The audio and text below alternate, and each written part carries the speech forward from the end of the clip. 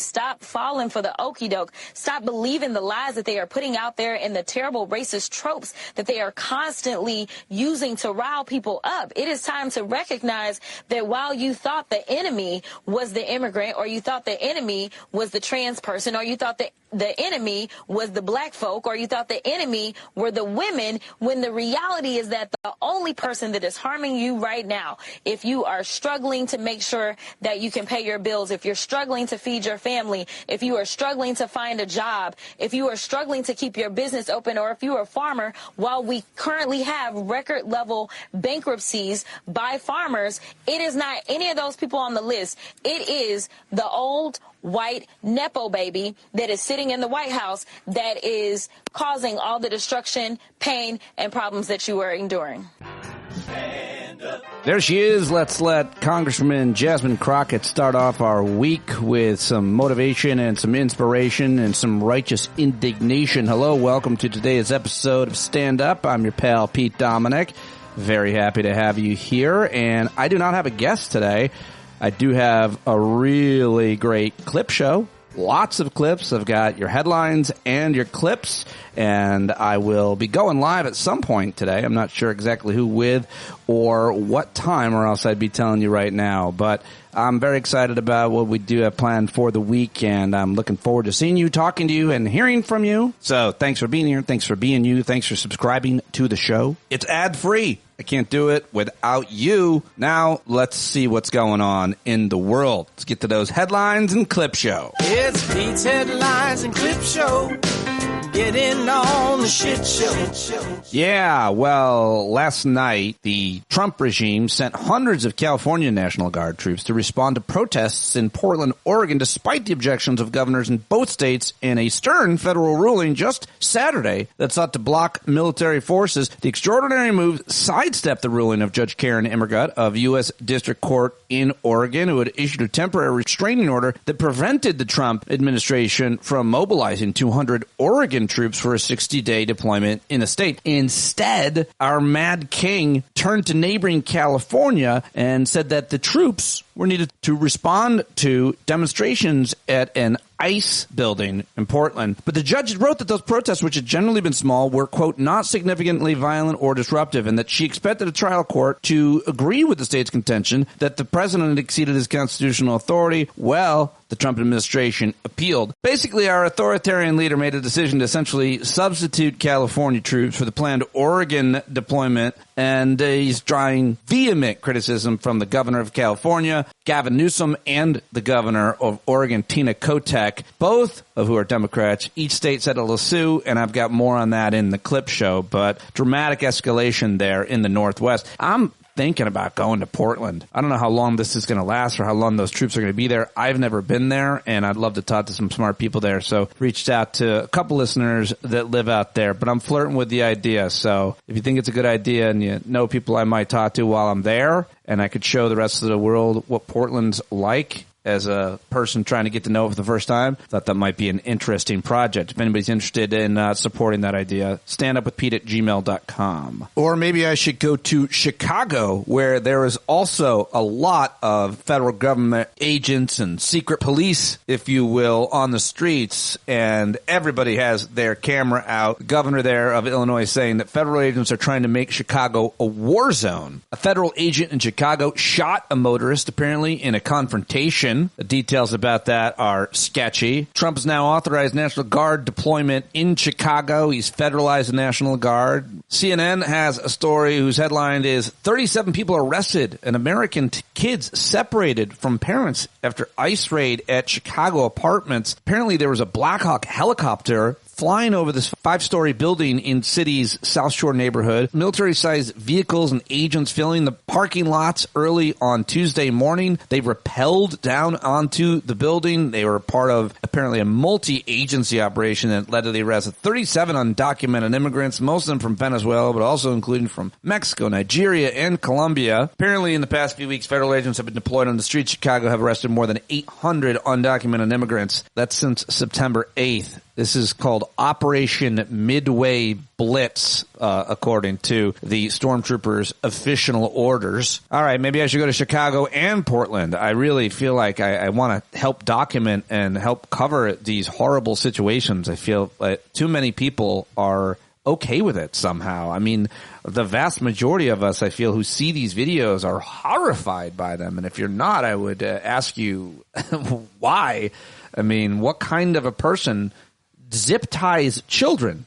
I mean, you're failing at life and work and humanity the day that you zip tie a kid is all I'm saying. So also wanted to mention a judge in South Carolina, her house has been set ablaze. This is a crazy story yesterday, and still don't know if it was politically motivated, but a lot of people on social media speculating about it. The house of liberal South Carolina Judge Diane Goodstein is on fire after an explosion. It's being investigated as a possible arson attack. Her husband is a former Democratic state senator, is currently in the hospital after leaping from the house. Apparently, she was out on the beach, walking on the beach. Yesterday, her home burned to the ground. Just weeks ago, she was in headlines for blocking the South Carolina Election Commission from sharing voter data with the federal government. And she's a circuit court judge that temporarily blocked this Trump DOJ access to South Carolina voter data. So people are speculating that she was targeted as a result of that. But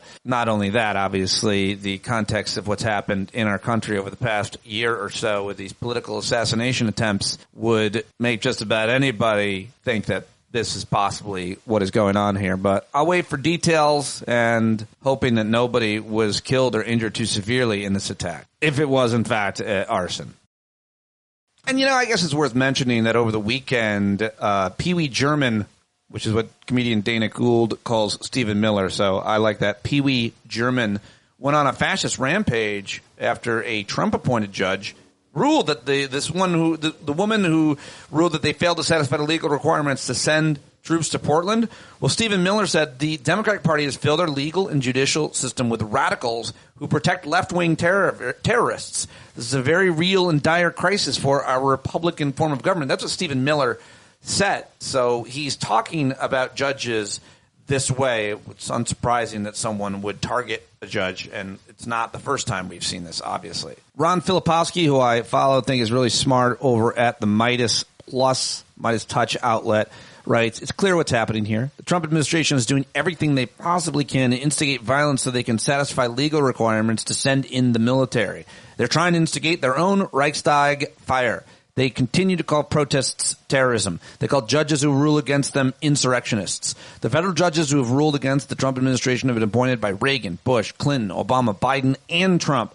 All insurrectionists, according to the unhinged fascist Stephen Miller. Trump said over the weekend, I wasn't served well by the people who picked judges. I appointed the judge, and it goes like that. If he made that decision, Portland is burning to the ground. All you have to do is look at the TV and read your newspapers. That judge ought to be ashamed of himself.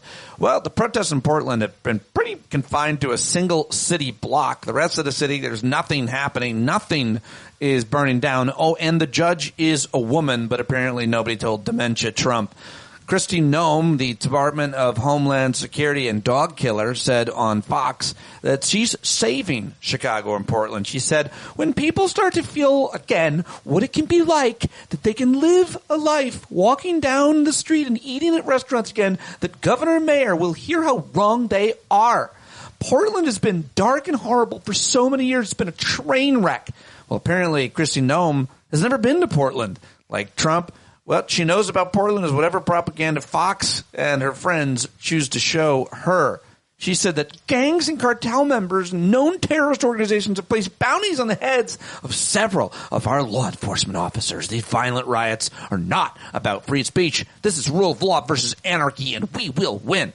Well, the governor of Illinois, J.B. Pritzker, was on CNN. I got a clip of him coming up, but he's saying that Chicago is a war zone? None of that is true. They're just making this up, said Pritzker. And then what do? They fire tear gas and smoke grenades. They make it look like it's a war zone. ICE is just picking up people who are brown and black and checking their credentials. I don't know about you, but I don't want to carry around papers that say I'm a U.S. citizen. So U.S. citizens are getting detained and arrested. I think I've got that audio coming up, so I'm not sure that I necessarily had to read that. But I saw it right there, and so I read it.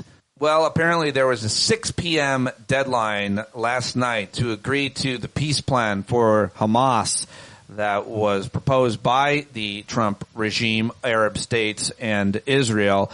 And at 6 o'clock, I don't think there was anything necessarily finalized. Let me go check again. Yep, still nothing. Trump is warning of massive bloodshed if Hamas fails to agree to the peace deal. He's saying, you better move fast. Axios says when Hamas came back with a yes, but to Trump's Gaza peace proposal on Friday, Trump called the Israeli Prime Minister Benjamin Netanyahu to discuss what he saw was good news.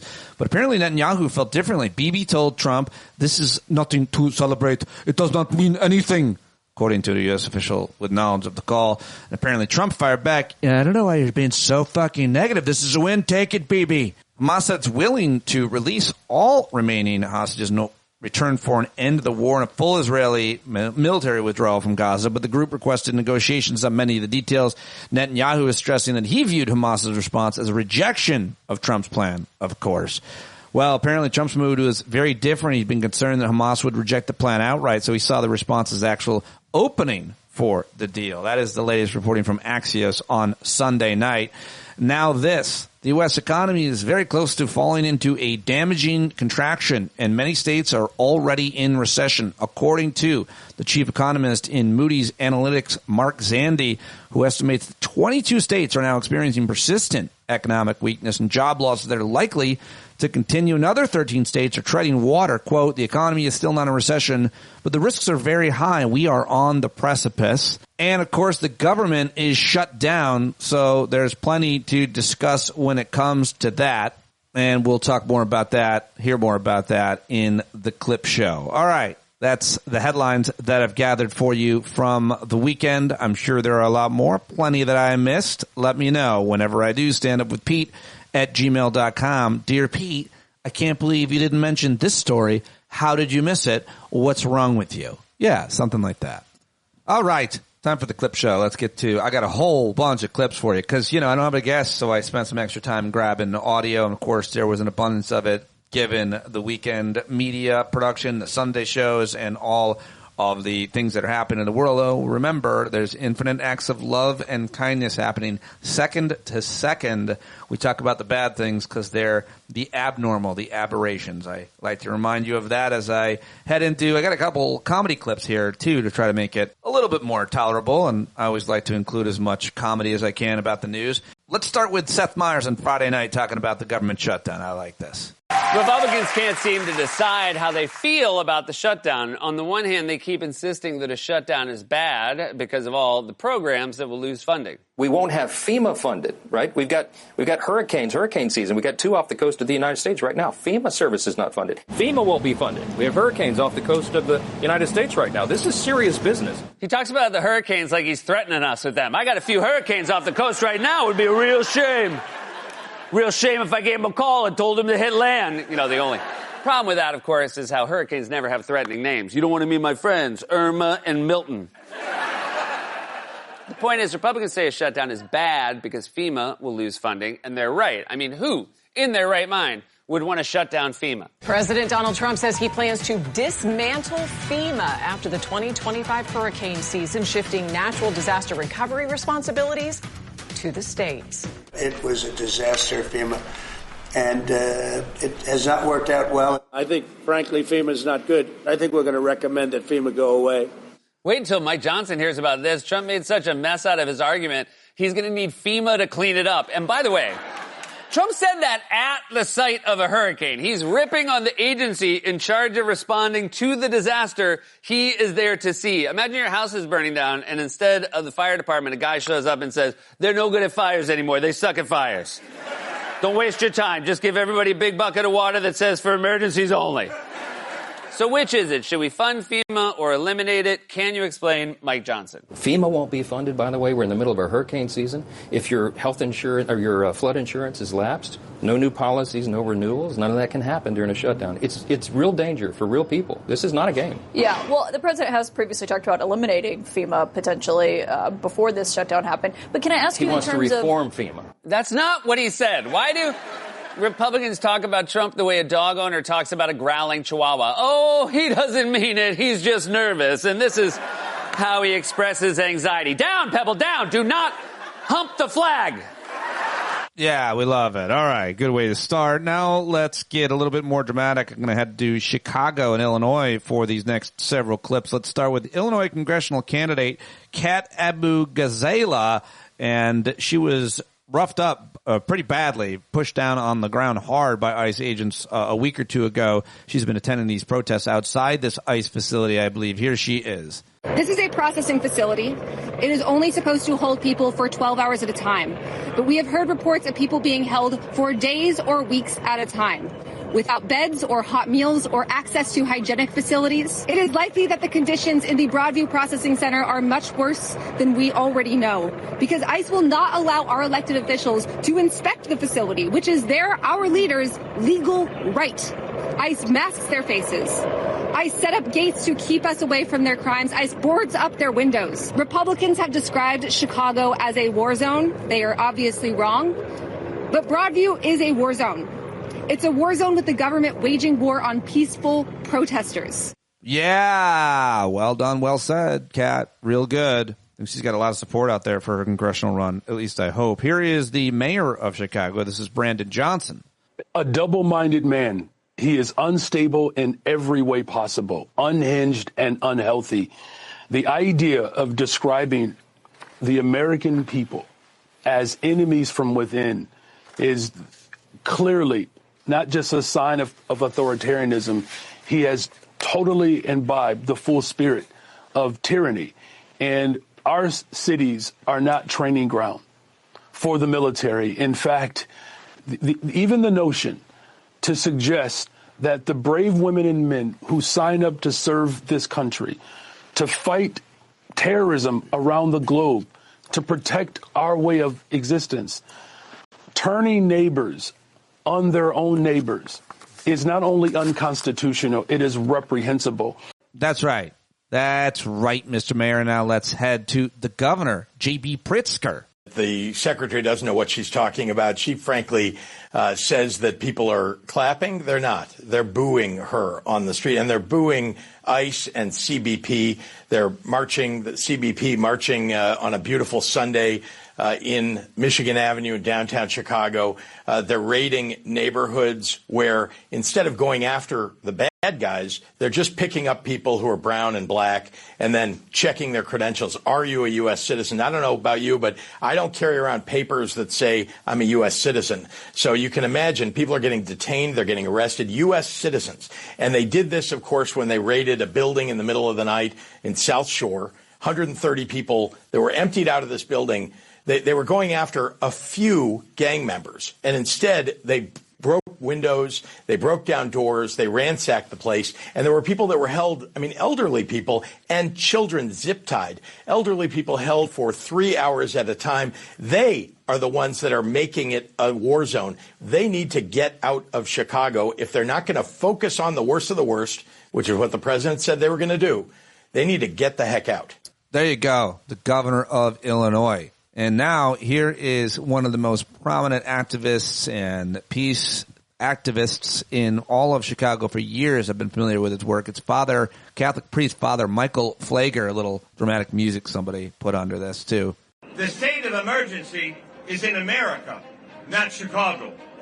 And it's birthed from this president and his administration. Dr. King said he could not raise his voice against the violence of the oppressed without having first spoken clearly to the greater purveyor of violence, his own country. And those are my words to you, Mr. Trump. Before you dare speak about any violence in Chicago, look into your mirror and address the violence coming from the White House. The violence of cutting SNAP, which will cut $2.4 million in food access, with 360,000 Illinoisans at risk by taking food off their tables. Address the violence of cutting Medicare and Medicaid by $500 million, reducing access to doctors, and threatening the closure of hospitals and nursing home facilities throughout the state of Illinois. Literally putting Americans in life and death situations. Some Americans will die because of your Medicaid cuts. That's right. Wow. Father Michael Pfleger, very good. I support everything he's doing and watch wherever he is going because he's always getting into good trouble. And now let's head to Portland, where the news broke. I think it was Saturday night. Here's MSNBC. Breaking news this hour as a federal judge in Portland has granted a restraining order blocking President Trump's call-up of the National Guard. The state attorney general wrote, "The court agreed with our position. Today's ruling is a healthy check on the president. It reaffirms what we already knew. Portland is not the president's war-torn fantasy." Yeah, there you go. And now let's hear from the governor of Oregon in a very effective message in my mind. Her name is Tina Kotek. Here she is. Oregon Governor Kotek here.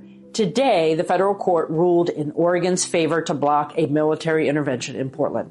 I believe the truth has prevailed. While this ruling is only the first step, it's a step in the right direction. I want to thank Attorney General Rayfield and his team for great work. We would hope that President Trump respects the court decision and the rule of law. We would hope he reverses course.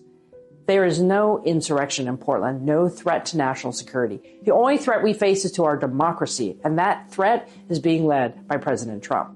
From day one, Oregon has been prepared. Our coordinated strategic response has allowed us to stand firm against a baseless and dangerous federal overreach.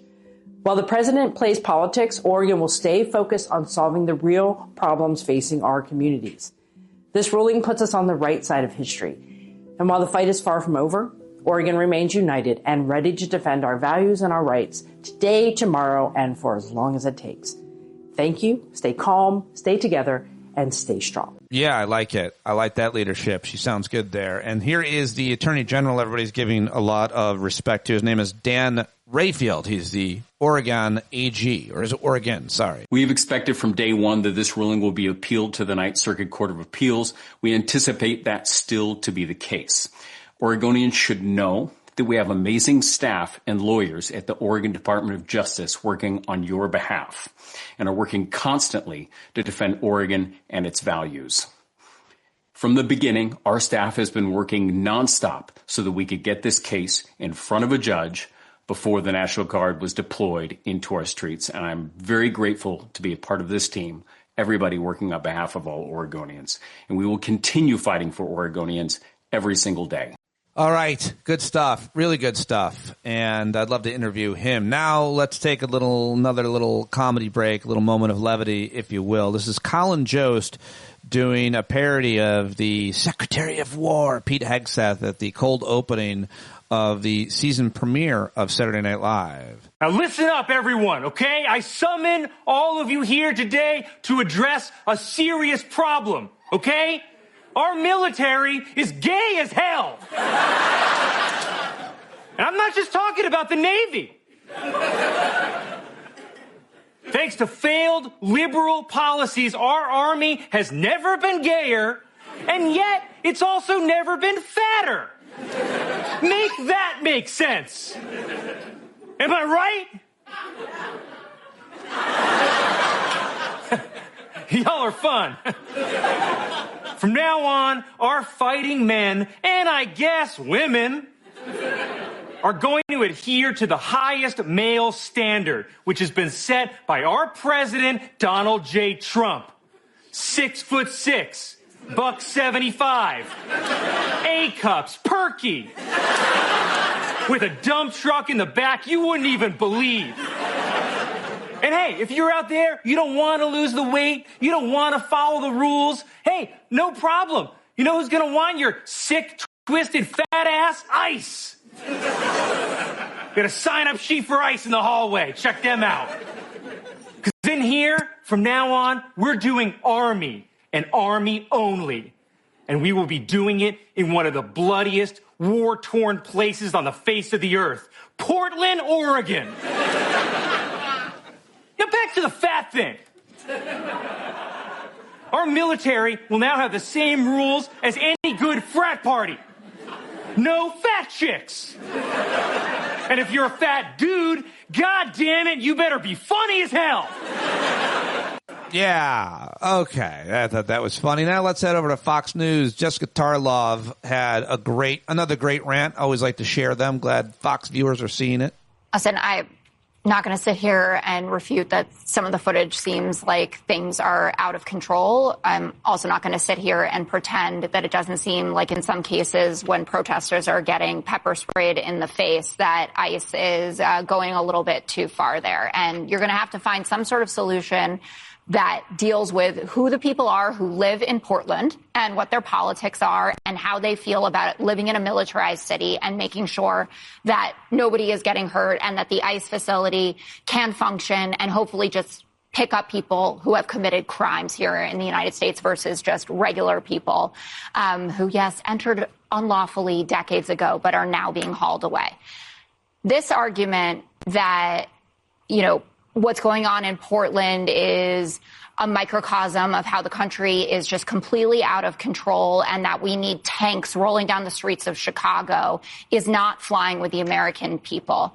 There's a lawsuit now, Alabama, an American citizen who was arrested twice is suing for that as an American citizen. He was rounded up a construction worker. I guess he was like a little too Latino looking for them. And then there's what happened in Chicago, that there was an ICE raid on a South Shore apartment complex looking for Tren de Aragua members. There's a Black Hawk helicopter involved. American citizens were pulled out of their homes. There were children standing outside. They were zip tying the kids together. The American public should not stand for that. It's not just we will not stand for that. And I don't think you would be comfortable if you saw tanks rolling down 6th Avenue. I haven't seen it. All right. There you go. Well done, Jessica Tarlov. And now here's Jake Tapper and Maria Cardona talking about a conversation between the very progressive leftist, very popular and influential, smart too, Crystal Ball, who was on with right-wing Tomi Lahren on her podcast. This went viral. I want you to listen to what Fox contributor Tony Lahren said on a recent podcast with I'm laughing already, sorry, with Crystal Ball. Do you think Bad Bunny's a good choice for the Super Bowl? It seems fine, and I don't know why it's a big deal. Seems like a great American artist, so sure. He's not an American artist, but he's Puerto Rican. That's part of America, dear. Yeah, you don't have any problem with him saying, like, the ICE is, well, I'm sure you don't, mother effers and sons of and that he's not going to perform here. I got to give Tony credit, I mean, for immediately going to the next thing, having completely botched the fact that Puerto Rico is part of the United States. What was your reaction to that? I mean, my first reaction was she needs to crack a book. And I think it is important that we're talking about this, Jake, because a lot of people don't understand that Puerto Rico is part of the United States. Yes, how far we've fallen. By the way, it was so great. Crystal Ball baited her with, I think he's a great American. She hoped that Tomi Lahren would fall for it, and she took the hook. All right, there you go. Now I want to share with you a soybean farmer who was on MSNBC last week. I saw this live, and I finally remembered to go back and get it. I thought it was pretty impactful. Well, like we talked earlier, we went from 12 billion to zero. And then, you know, as a farmer, we get up one morning and you give Argentina, which is our second biggest competition in the world. They're the largest exporters of soybean meal in the world. So I get up one morning, I turn the news on, and you give $20 billion of taxpayer money to my competition. And then the Chinese buy, I think the figure is 30 or 40 containers ships, which is about 65,000 metric tons per ship, which is like 2.2 million bushels. So they buy $12 or $14 billion worth of soybeans from the Argentinians after the tax holiday. And here's the caveat to it. They give $2.30 over the November board, while I'm getting 50 cents under the November board. So that makes the Argentinian soybeans about $12.42 a bushel. I think that's the real figure they gave. So all my premium went. Scott, I just lost you there at the end. You said your premiums go. They all went to Argentina. Oh, he nailed it when he got back, his connection back. He nailed it. It's powerful. I thought that was really important to share. I've been trying to share those clips of farmers and watching that closely. All right, here's California's Governor Gavin Newsom. You always got to have a little Gavin in the clip show. $175 billion in the bill that was just signed to reinforce the ranks of ICE, Homeland Security, for what is increasingly becoming self-evident to anyone with eyes wide open and any level of objectivity, a private army for Donald Trump. owing an oath only to him, not the Constitution of the United States. You just heard from the Speaker that vote-in-mail ballots are being threatened by the President of the United States. 80% of Californians, no coincidence, 80% submitted their ballots in the last election, 86% in 2022, 88% in 2020. He's trying to rig the election. He's trying to set up the conditions where he can claim that the elections were not won fair and square. Open your eyes to what is going on in the United States of America in 2025. That's what this is about. Yeah, he couldn't be any more clear, and he keeps repeating it, and I think it's very effective. So I want to keep sharing any of those comments. Now, Mark Kelly is a senator from Arizona. Of course, he was on Fox News with Peter Doocy yesterday.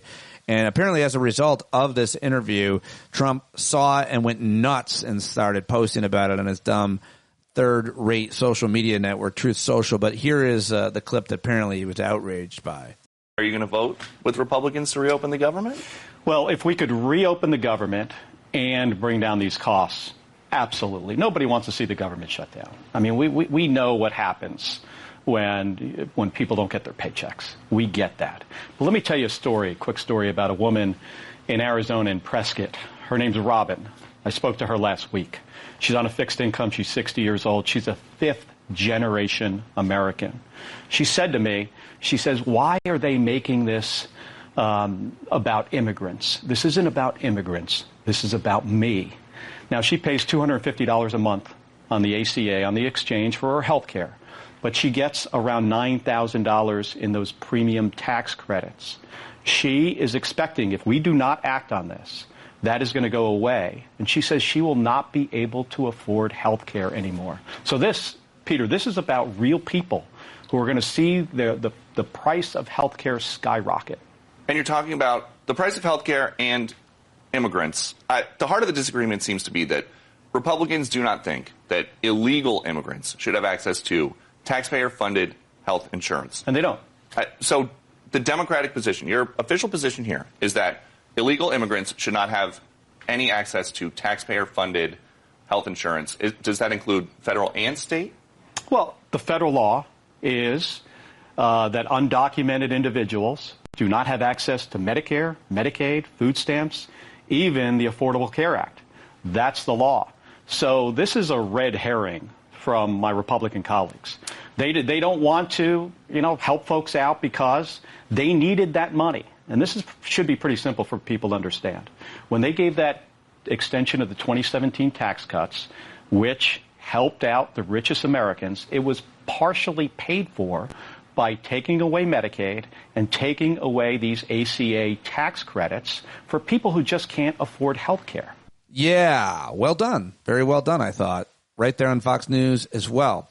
And how about this? I'm going to play a little Bill Maher with Tom Friedman, neither of whose commentary I generally agree with or like very much or have a lot of respect for, but I don't know. I like this from Tom Friedman. What do you think? I know there's a lot of Tom Friedman haters out there, and I probably am one of them, but what do you think of this? Severe divisions. They went in headline in your paper today.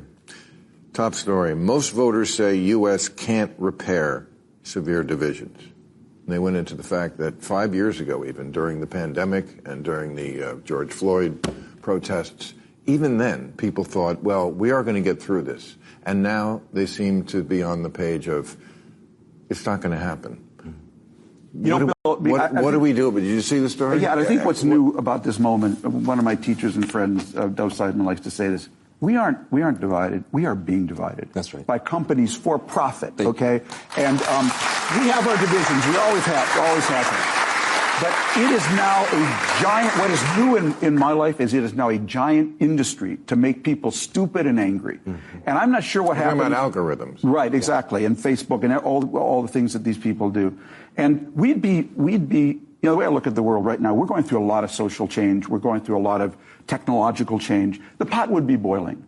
But then along came Mark Zuckerberg, and he turned the heat up on the pot. And then along came Trump, and he took the lid off the pot. And he made it permissible, popular, and profitable to say and do things to and about each other we never did before. And all three of those things need to be addressed. Yeah. Well, what do you think? I agreed with that. Don't get mad. Don't hate. I liked it. All right, here is a bit of the weekend update from Saturday Night Live. Any of the jokes I think that don't require to see, that don't have sight gags, so it's good just for an audio podcast. Take it away, Colin Jost and Michael Che. Well, this week the government finally represented the people when it just completely shut down. Honestly, didn't it feel like the government kind of needed a break? Just so we could all catch our breath?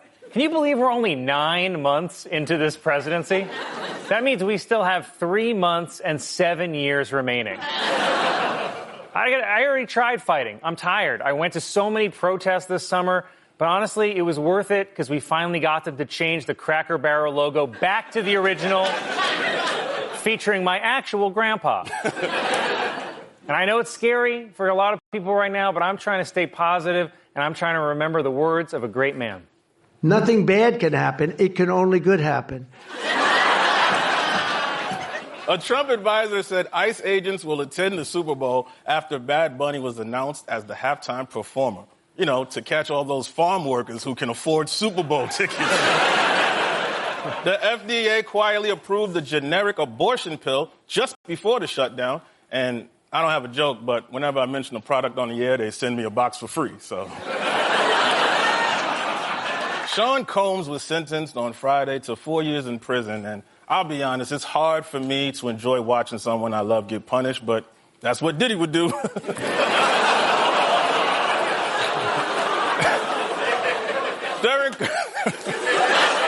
During Sean Combs' sentencing, he pleaded for mercy, saying that the things he did were disgusting, shameful, and sick. In fact, just thinking about it makes him harder than grandma's candy.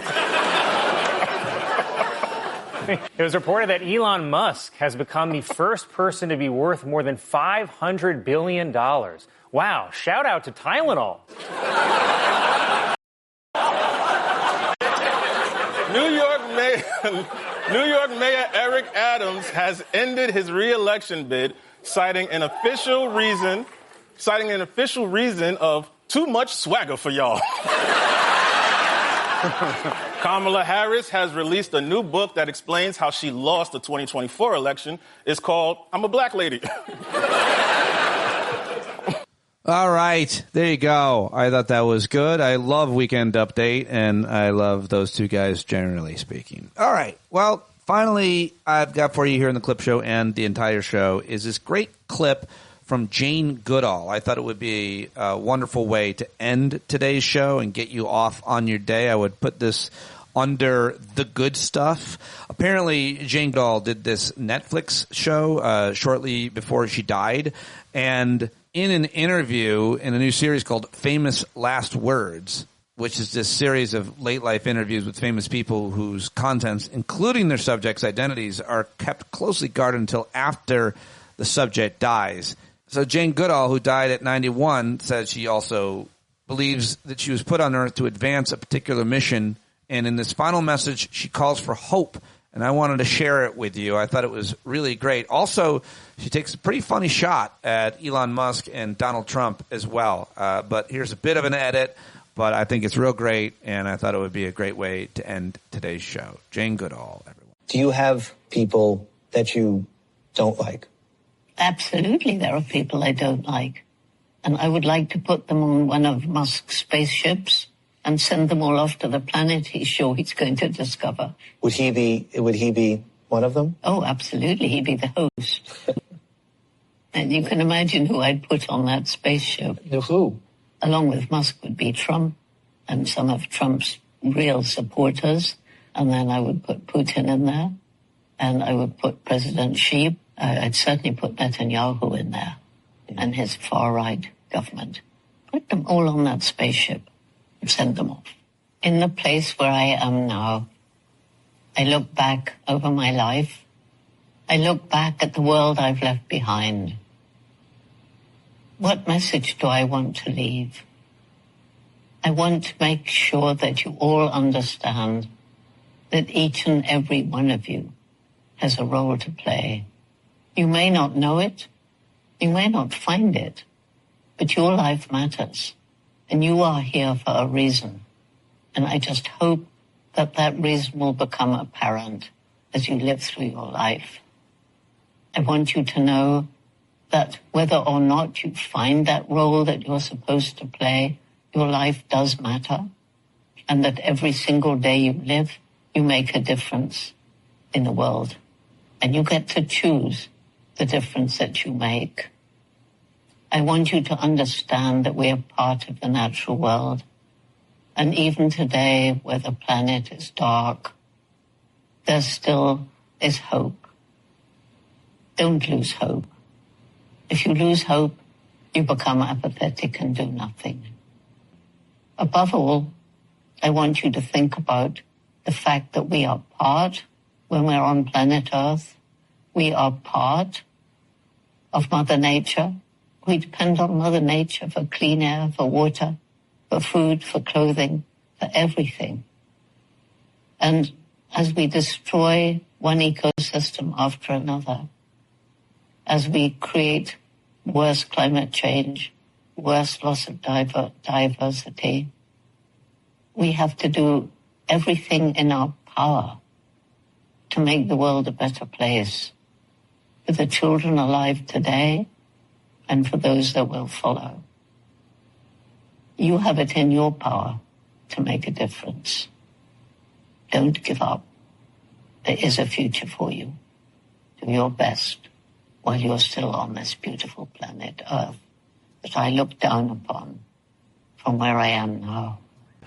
From where I am above. Yeah, we love it. We love Jane Goodall. And I hope that you liked that ending to today's show. And I appreciate you listening. And I'm sorry I didn't have a guest, but I know you don't care, because a lot of you really like the clip show and the headlines. But I will be back today and tomorrow and all week with some great guests for you. Thank you very much. Can't do it without your support.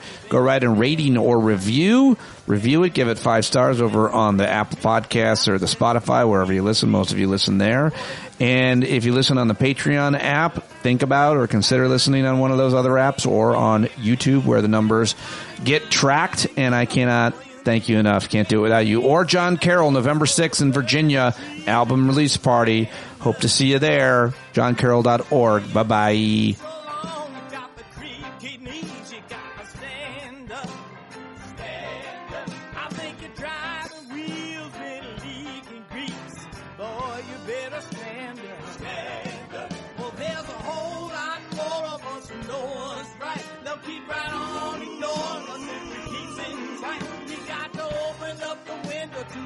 Sunlight, you gotta stand up.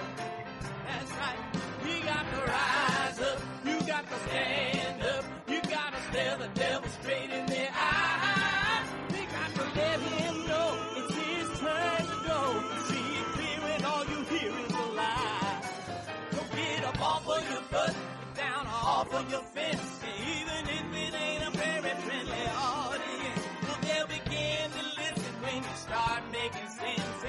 Stand up, stand up. No need to point your rifle to defend your town. Just stand up, stand up. You know they can't deny you what you're laying down. Oh, you better stand up, stand up. Show your face of every color, yellow, black, red, and brown. She's the place where every lost child will finally be found. There's only one thing to do before we stand our ground, and that's stand up. Stand up. Well, the founding fathers saw a land for all. They had to stand up. They had to stand up. They had a keen imagination for a crystal ball, drawing all the plans of stand up. But all they had to go on was the time they were in, with other causes for laws, and since they weren't even sin, they knew that change was gonna come before the change would begin. They had to stand up. All right, they had to stand up. We got to stand up. We got to look the devil square in the eye. We got to let him know it's his time to go, and make it clear when all we hear is a lie. Why you lying awake wondering where the money all went? It'll be the cost of freedom that'll go unspent. You can see him flee the scene of that experiment if you stand up.